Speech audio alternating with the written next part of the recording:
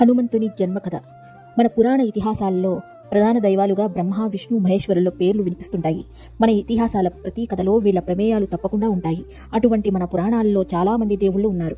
కానీ వారిలో అందరిలో ఎంతో దైవశాలి, యుక్తిశాలి, అందరిలో ఉన్న భయాన్ని పోగొట్టే బలశాలి అయిన మన ప్రధాన దైవం ఎవరనే సంకోచం లేకుండా వచ్చే పేరు వాయుపుత్ర హనుమాన్. మారుతి, పవనపుత్ర, అంజనపుత్ర, హనుమంతుడు అని పిలువబడే ఆంజనేయుడు. అతడు శివుని 11వ అవతారంగా చిత్రీకరించబడతాడు. ఈ ఆంజనేయుని వారి జననం ఎలా జరిగింది, జన్మగాథ ఏమిటి? అంజన అనే ఆడవానరానికి మరియు కేసరి అనే మగవానరానికి జన్మించాడు. ఈ కారణంగా ఆంజనేయుణ్ణి అంజనీపుత్ర, కేసరి నందన అని కూడా పిలుస్తారు. వేదాల ప్రకారం అతని తల్లి అంజన. ఆమె ఒక అప్సరస. ఆమె శాపం కారణంగా భూమిపై ఒక వానరంగా జన్మించింది. ఆమె శివుని అవతారం అయిన హనుమంతునికి జన్మనిచ్చింది.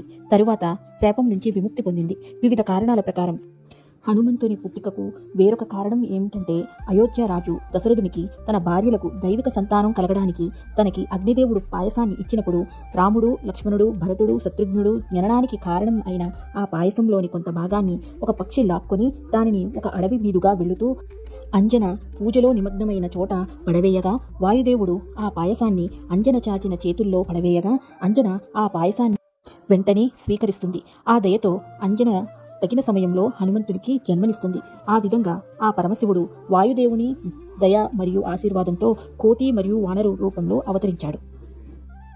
అంజన మరియు కేసరి ఆయన తల్లిదండ్రులుగా ఉన్నారు. హనుమంతుని మూలానికి సంబంధించిన మరో కథ విష్ణు పురాణం, నారదీయ పురాణాల ద్వారా తీసుకోబడింది. నారదుడు యువరాణి మోహానికి బలి అయినాడు. ఆ యువరాణి అతనికి పూలమాల వేయడానికి, అతను శ్రీ విష్ణువుగా కనిపించడానికి తన దేవుడైన విష్ణువు దగ్గరికి వెళ్ళాడు. అతను హరిముఖం అడిగాడు. హరి అంటే విష్ణువు, ముఖ్ అంటే ముఖం. కానీ విష్ణువు బదులుగా కోతి ముఖం ప్రసాదించాడు.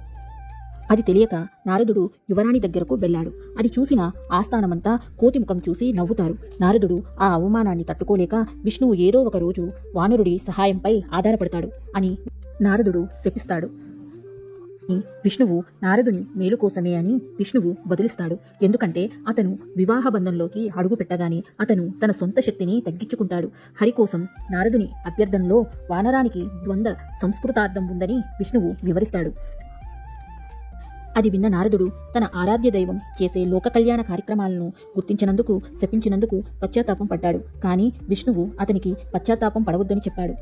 శాపం కూడా ఒక వరంగా పనిచేస్తుంది. ఎందుకంటే ఇది హనుమంతుని పుట్టుకకు దారి తీస్తుంది. అతని సహాయం లేకుండా రాముడు రావణుణ్ణి చంపలేడు. హనుమంతుడు పుట్టిన వెంటనే అంజనాదేవి శాపం నుంచి విముక్తి పొందింది. ఈ విధంగా హనుమంతుని జన్మ గురించి తెలుసుకునే ప్రధాన గాథలు.